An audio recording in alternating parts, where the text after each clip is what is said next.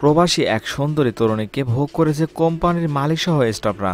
শুধু একবার নয়, শতবার ভোগ করেছে ভিডিও চিত্র ধারণের মাধ্যমে। দর্শক, এই মুমূর্ষ ঘটনার বিস্তারিত জানাবো, তাই অনুরোধ করব ভিডিওটি না টেনে সম্পূর্ণ দেখার। মরিশাস থেকে দেশে ফিরে ভোগের অভিযোগ এনে মানব পাচার এবং নারী ও শিশুর নির্যাতন দমন আইনে দুটি ধারায় মামলা করেছেন এক নারী। শনিবার বিকেলে রাজধানীর রামপুরা থানায় দায়ের করা মামলায় একটি রিকোয়েন্টিং এজেন্সির মালিক সহ কয়েকজনকে আসামি করা হয়েছে।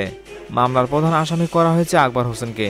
তিনি মির্সাস গোলাম রাব্বি ইন্টারন্যাশনাল নামে একটি জনশক্তি রপ্তানি প্রতিষ্ঠানের কর্মকর্তা।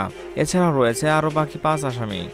এর আগে তিনি প্রবাসী কল্যাণ ও বৈদেশিক কর্মসংস্থান মন্ত্রণালয়ে এ বিষয়ে বিস্তারিত জানিয়ে সাহায্য চেয়েছিলেন। তাকে সব ধরনের সহযোগিতার আশ্বাস দিয়েছিলেন মন্ত্রণালয়। রামপুরা থানার ওসি আব্দুল কুদ্দুস ফকির মামলার বিষয়টি নিশ্চিত করেছেন। মামলায় ওই নারী উল্লেখ করেছেন, 2020 সালের 5 ফেব্রুয়ারি গোলাম রাব্বি ইন্টারন্যাশনাল এর মাধ্যমে মরিশাসে যান ওই নারী। সেখানে ফায়ার মাউন্ট টেক্সটাইল কোম্পানিতে হেলপার হিসেবে কাজ শুরু করেন তিনি। কোম্পানির ক্যান্টিন পরিচালনায় থাকা শাহ আলম ও তার সহযোগী ফুরকান, সিদ্দিক ও আসলাম ওই নারীকে একদিন বলেন, কোম্পানির মালিক তোমায় পছন্দ করেন, তুমি যদি তার সাথে থাকতে পারো তাহলে অনেক ভালো হবে। ওই নারীর অভিযোগ, এমন প্রস্তাবে রাজি না হওয়ায় শাহ আলম বিভিন্ন সময় ওই নারীকে ভয়ভীতি দেখিয়ে যাচ্ছিলেন। তার ভাষ্য, একদিন শাহ আলম বলেন, কোম্পানির মালিক তোমার বিরুদ্ধে অভিযোগ করেছে, তাই তোমাকে মালিকের বাসায় যেতে হবে। এই বলে তাকে মালিক অনিল কোহলির বাসায় নিয়ে যায়।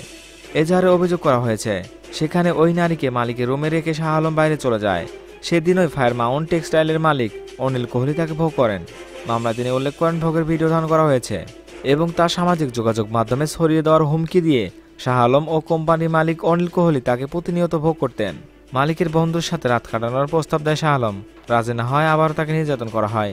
এক পর্যায়ে তিনি অন্তঃসত্ত্বা হয়ে পড়লে মরিশাসের একটি হাসপাতালে তার গর্ভপাত করানো হয়।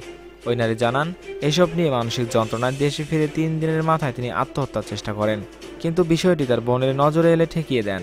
এরপর বড় বোনকে তিনি বিস্তারিত জানিয়েছেন।